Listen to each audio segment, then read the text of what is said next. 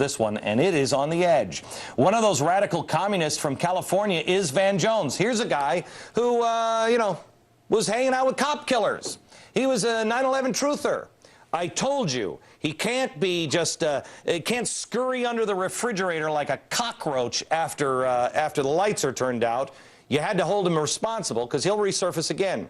Well, he has. He'll be speaking alongside New York Senator Kirsten Gillibrand next month. Next month in New York.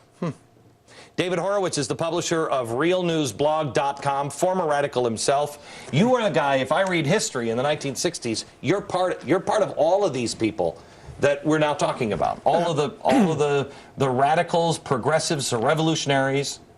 David, any doubt in your mind that a guy like Van Jones wants to not just transform America into something, but I mean a very radically different America that Americans would not even begin to understand? He's what I call a neo-communist. You know, we have neo-conservatives, neo-fascists, but somehow we don't have neo-communists. These are people who have the same vision that the communists. I grew up, of course, in the communist community. My parents were communists. Van Jones will not disappear. He's a fellow at the Center for American Progress. I know. Which is the brains trust of the Democratic Party. When I said they were going to sweep him out, they did. They swept him out on a holiday weekend at midnight, and I came back that next Tuesday and said, this is the worst thing that could happen because he's still in the system. He is, and he's never going away, is he? No. We have to chase these people and keep a spotlight on them all the time. Yeah, well, the old communists are revived by this progressive movement. It is a movement, and it's a culture. You know, the Rosenbergs are still innocent. Richard Nixon is still the enemy.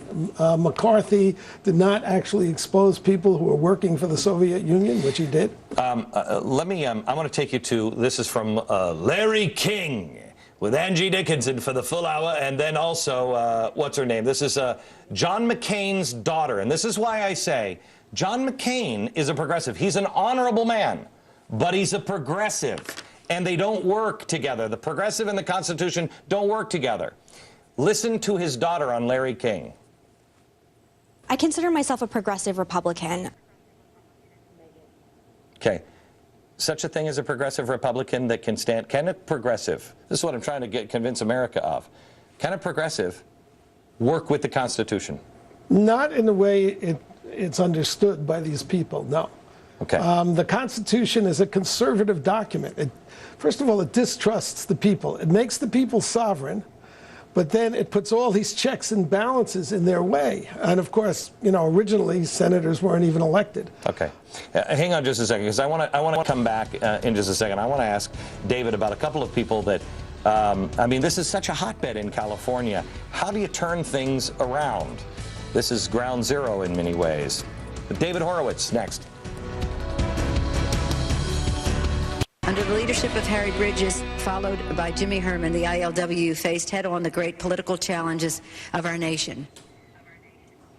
Back with David Horowitz. He is the publisher of realnewsblog.com, former radical himself from California. I want to give you another quote from Nancy Pelosi. Can you bring up the quote from Nancy Pelosi? Do you have the other quote? Harry Bridges was arguably the most significant labor leader of the 20th century, beloved by the workers of this nation and recognized as one of the most important labor leaders in the world. Who was Harry Bridges? Harry Bridges was an Australian labor leader whom the government during the Cold War tried to deport for 10 years because he was saying he was a member of the Communist Party and therefore basically an agent of the Soviet Union. He denied it all the way. Then when the Berlin Wall fell and the Soviet archives were opened, it turned out he was on the Central Committee of the American Communist Party. He was one of the leaders of the Communist Party.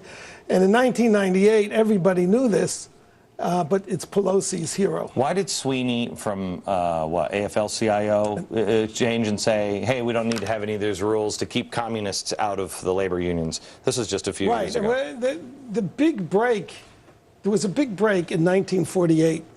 During when the Progressive Party was formed and the Cold War, Walter Reuther, who was a socialist, drove the communists out of the CIO, out of the unions, because they were agents of the Soviet Union, which was a slave empire and our enemy. Sweeney and these guys, like you say, Van Jones doesn't go away, the communists don't go away. The progressives stayed, and now they just embrace. When the president says, I'm a progressive, they call me a Marxist. He's not a Marxist, is he? Progressives, it's made out of the Marxist stew. But do I have it right, David, when I say it's the difference between evolution? What you were going for in the 60s was revolution. Progressives, evolution.